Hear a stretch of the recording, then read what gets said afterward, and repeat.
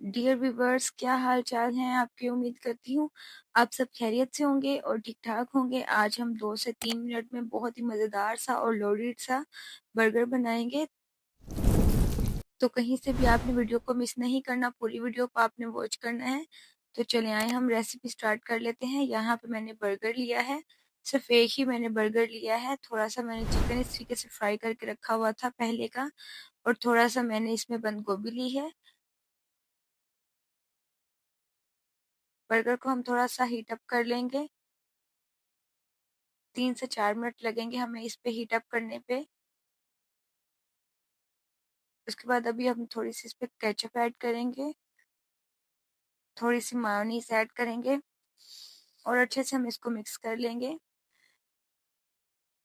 क्योंकि आज ये सिर्फ मैं अपने लिए बना रही हूँ, क्योंकि मुझे इस टाइम भूख लग रही थी, तो मैंने सोचा कि मैं अपने लिए बर्गर बना लेती हूँ और आप लोगों के साथ रेसिपी भी शेयर कर लेती हूँ।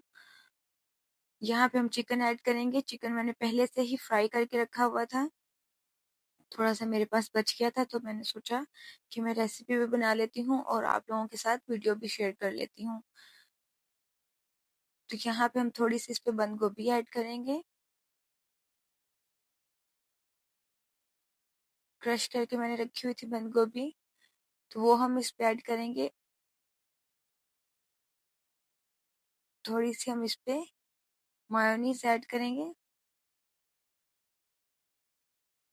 बहुत ही मज़ेदार सा और डिलीशियस सा हमारा स्पाइसी सा बर्गर बन गया, रेडी भी हो चुका है। उम्मीद करती हूँ आप लोगों को पसंद आया होगा।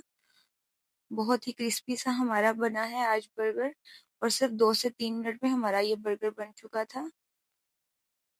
और अगर आपको मेरी वीडियोस अच्छी लगी हो तो आप लाजमी शेयर किया करें, मेरी वीडियोस को फॉलो किया करें और मुझे अच्छे अच्छे कमेंट्स में बताया करें कि आपको मेरी वीडियोस कैसी अच्छी लगी हैं। तो यहाँ पे हम डिश आउट करते हैं।